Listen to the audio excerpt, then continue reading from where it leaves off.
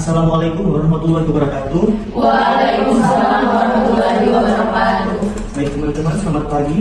Jadi hari ini kita akan melakukan kegiatan diskusi. Untuk itu, sebelumnya saya minta teman-teman untuk berdoa dulu. Jadi berdoa berdasarkan keyakinan masing-masing. Berdoa dimulai.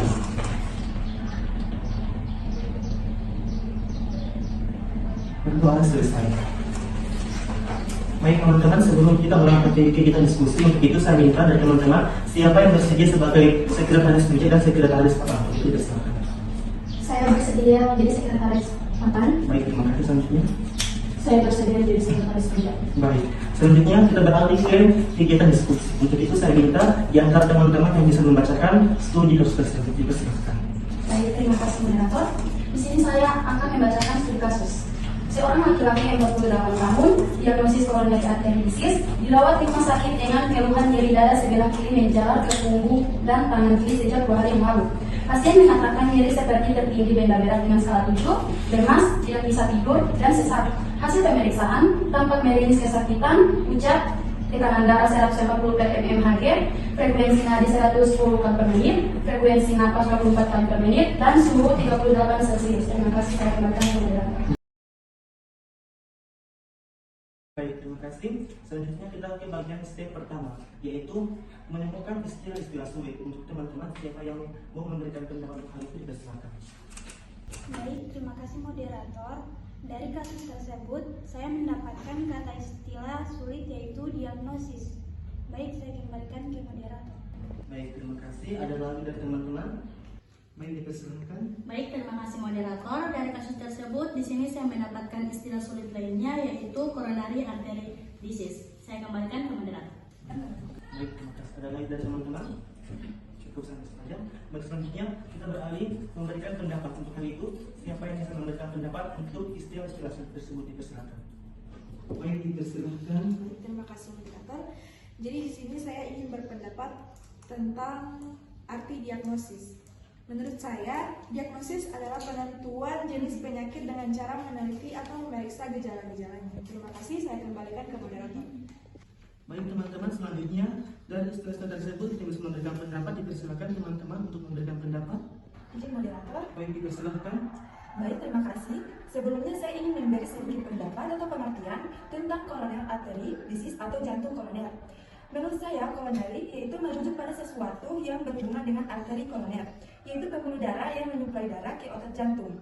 Arteri menurut saya yaitu pembuluh darah yang membawa darah beroksigen dari jantung ke seluruh tubuh. Sedangkan disease atau penyakit menurut saya kondisi yang mengganggu fungsi normal tubuh atau bagian-bagiannya. Bagian-bagiannya. Penyakit dapat disebabkan oleh berbagai faktor infeksi oleh mikroorganisme seperti virus, bakteri, jamur, atau parasit. Terima kasih, saya kembalikan kepada moderator. Baik, dipersilakan. Baik, terima kasih moderator. Izin menyanggah pendapat dari Salwa.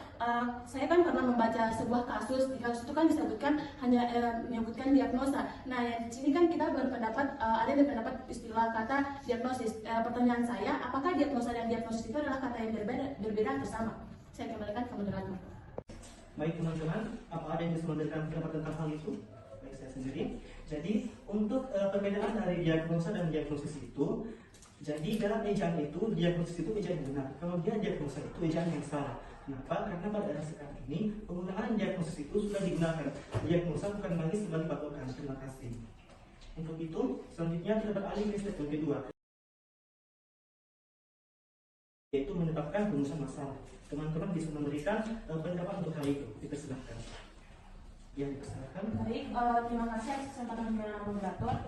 Izin, kalau dari saya menangkap satu rumusan masalah yang dimana apa hubungan penyakit jantung koroner dengan kenaikan frekuensi nafas pada kasus tersebut. Baik, terima kasih. Selanjutnya kita beralih ke rumusan masalah itu. Ada lagi yang mau menambahkan? Dipersilakan. Terima kasih moderator. Jadi saya mengangkat rumusan masalah yaitu mengapa terjadi kenaikan suhu tubuh pada kasus tersebut. Terima kasih, saya kembalikan ke moderator. Baik, terima kasih. Ada lagi dari teman-teman? Izin moderator. Terima kasih. Saya telah mengangkat rumusan masalah yang ketiga yaitu pada kasus itu sudah dijelaskan skala dari 7. Lalu bagaimana cara mengukur kita kembali. Terima kasih, saya kembalikan kepada moderator. Baik, terima kasih. Ada lagi dari teman-teman? Silakan. dipersilakan. Baik, terima kasih moderator. Baik, di sini saya mengangkat satu rumusan masalah, yaitu mengapa terjadi kenaikan frekuensi nadi dan tekanan darah pada pasien tersebut. Baik, saya kembalikan ke moderator. Baik, terima kasih. Ada lagi dari teman-teman? Dipersilakan. Baik, terima kasih moderator. Saya mengangkat satu rumusan masalah lainnya, yaitu bagaimana hubungan antara gejala nyeri dada menjalar, lemas, sesak, dan tidak bisa tidur dengan kondisi koronari arteri disease yang dialami pasien. Saya kembalikan ke moderator. Baik, terima kasih. Ada lagi dari teman-teman? Kalau dari saya setuju. Baik, terima kasih. Selanjutnya kita beralih ke step yang ketiga, yaitu memberikan pendapat ataupun jawaban tentang rumusan masalah. Untuk itu teman-teman dipersilakan apabila ada yang bisa memberikan pendapat. Baik, terima kasih moderator. Saya izin menjawab dari rumusan masalah pertama yang telah disampaikan oleh rekan saya, Laila Tamuni, yang dimana apa hubungan penyakit jantung koroner dengan kenaikan frekuensi napas pada kasus tersebut. Di sini saya izin menjawab. Menurut saya penyakit jantung koroner dapat berhubungan dengan kenaikan frekuensi napas melalui mekanisme kompensasi tubuh terhadap kekurangan oksigen yang disebabkan oleh gangguan aliran darah ke jantung. Terima kasih, saya kembalikan ke moderator. Baik, terima kasih. Ada lagi yang mau menambahkan jawaban? Cukup. Selanjutnya kita beralih ke rumusan masalah yang kedua. Ada yang bisa memberikan pendapat? Silakan. Ya. Moderator. Baik, di sini saya akan memberikan pendapat tentang rumusan masalah yang kedua, yaitu mengapa terjadinya kenaikan suhu tubuh pada kasus tersebut.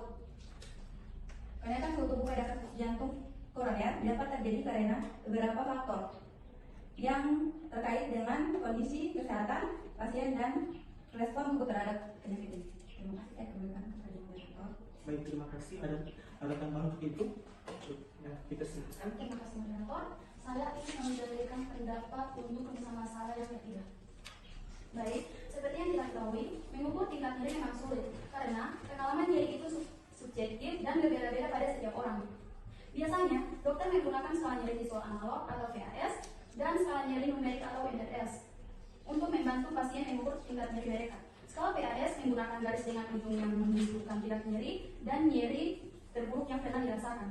Pasien menandai titik pada garis yang sesuai dengan tingkat nyeri mereka. Skala NRS menggunakan angka dari 0 hingga 10, dengan 0 menunjukkan tingkat nyeri dan 10 menunjukkan nyeri terburuk yang pernah dirasakan. Penting untuk diingat bahwa skala ini hanya alat bantu dan tidak selalu akurat mencerminkan tingkat nyeri yang sebenarnya. Terima kasih, saya kembalikan ke moderator. Baik, terima kasih. Ada tambahan untuk itu? Kita silakan. Moderator, izin menambahkan jawaban dari Anadia tentang skala nyeri dan cara menghitungnya. Kalau dari saya menambahkan ada beberapa jenis skala nyeri. Yang pertama yaitu skala nyeri wajah. Skala nyeri ini kita gunakan untuk anak-anak yang usianya di atas 3 tahun. Karena anak-anak usia 3 tahun kan belum bisa berpendapat atau berkomunikasi secara verbal. Jadi kita menggunakan skala nyeri wajah ini kayak menyediakan kertas, ada berbagai wajah seperti tersenyum, tertawa, dan menangis seperti itu. Jadi kita menanyakan kepada pasien ini nyerinya ini ada di tertawa, tersenyum, dan menangis seperti itu. Kemudian ada skala nyeri McGill. Skala nyeri ini berupa kuesioner yang terdiri dari 78 kata. Salah satunya saya sebutkan yaitu seperti yang ditusuk-tusuk dan seperti ditarik-tarik. Nanti kita menanyakan kepada pasien ini nyerinya ini seperti ditusuk-tusuk atau ditarik-tarik. Kemudian yang terakhir ada skala nyeri analog warna. Nanti kita menyediakan 3 analog warna, merah, kuning, sama hijau. Tetapi sebelumnya kita menjelaskan kepada pasien ini kalau yang merah ini nyeri yang berat, kuning sedang, hijau yang masih nyaman atau yang belum terlalu berat. Saya kembalikan ke moderator. Baik teman-teman, kita beralih ke rumusan masalah yang keempat. Selanjutnya, dipersilakan. Baik, moderator, saya ingin memberikan pendapat pada rumusan masalah yang keempat, yaitu mengapa terjadi kenaikan frekuensi nadi dan tekanan darah pada pasien tersebut. Kenaikan frekuensi nadi dan tekanan darah pada pasien dengan penyakit jantung koroner dapat disebabkan karena beberapa faktor, yaitu kurangnya aliran darah ke jantung, respon stres, kompensasi kardiovaskuler, dan juga peningkatan kadar hormon. Penanganan dan pengelolaan faktor-faktor ini penting untuk mengurangi dampak negatif terhadap kesehatan jantung dan keseluruhan sistem kardiovaskuler. Terima kasih. Saya kembalikan kepada moderator. Baik, selanjutnya kita beralih ke rumusan masalah yang kelima. Silakan teman-teman. Ya, silakan. Izin moderator, saya akan memberikan pendapat rumusan masalah kelima. Bagaimana hubungan antara gejala nyeri dada, menjalar, lemas, sesak, dan tidak bisa tidur dengan kondisi coronary artery disease yang dialami pasien, yaitu pertama, nyeri dada menjalar disebabkan oleh kurangnya aliran darah ke jantung atau iskemia. Yang kedua, lemas ketika jantung tidak mendapat cukup oksigen karena aliran darah terganggu, otot jantung bekerja lebih keras. Yang ketiga, sesak napas terjadi ketika jantung tidak dapat memompa darah dengan baik. Yang keempat, kulit tidur. Beberapa pasien dengan CAD mengalami kesulitan tidur, terutama karena susah nafas saat berbaring. Baik, saya kembalikan ke moderator. Baik, terima kasih. Selanjutnya kita beralih ke step yang keempat, yaitu menyimpulkan dari hasil rumus masalah. Dipersilakan teman-teman untuk bisa menyimpulkan hal tersebut. Ya, dipersilakan. Baik, terima kasih moderator. Dengan apa yang sudah kami bahas tentang kasus yang tadi, saya menyimpulkan dengan apa yang sudah dibahas juga dengan tadi, yaitu tentang rumusan masalah, di mana saya menyimpulkan penyakit jantung koroner atau PJK merupakan penyakit yang menyerang organ jantung. Gejalanya mirip dengan gejala penyakit jantung pada umumnya. PJK atau penyakit jantung koroner disebabkan oleh penumpukan plak pada arteri koroner yang menyebabkan arteriosklerosis, yang dimana juga faktor risiko penyakit ini meliputi tekanan darah tinggi, tingkat kolesterol yang tinggi, tingkat diabetes, merokok, kegemukan dengan kurangnya aktivitas fisik, dan faktor genetik. Sekaligus penyakit jantung koroner ini adalah penyakit yang tidak menular. Saya terima kasih, saya kembalikan ke moderator.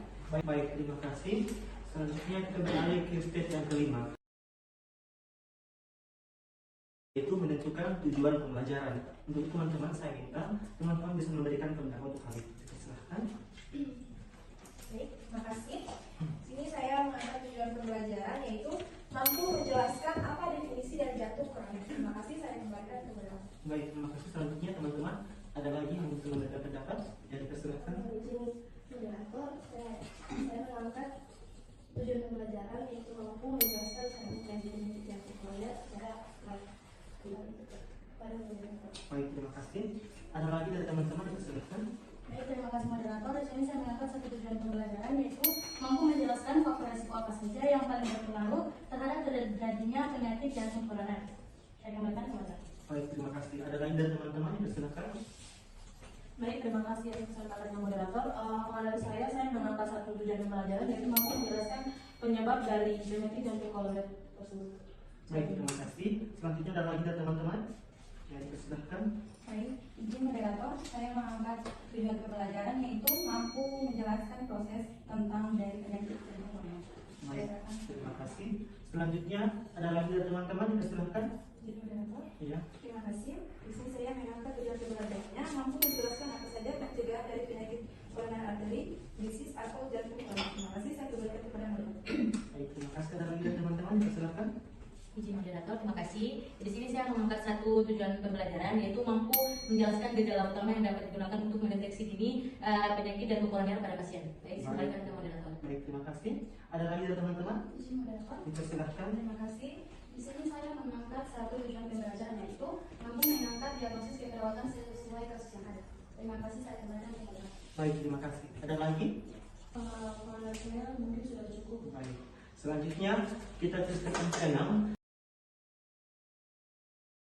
yaitu mencari sumber sebagai tinjauan pustaka. Untuk itu teman-teman, kita diberikan tugas mandiri untuk mencari literatur berupa buku, jurnal ataupun artikel untuk membahas tujuan pembelajaran. Untuk itu teman-teman, ada pertanyaan sampai di sini? Sudah cukup. Baik, terima kasih. Saya akan menutup diskusi kali ini dan akan dilanjutkan lagi pada pembahasan berikutnya. Untuk itu, saya Zulkifli Abdullah selaku moderator mengucapkan wassalamualaikum warahmatullahi wabarakatuh. Waalaikumsalam.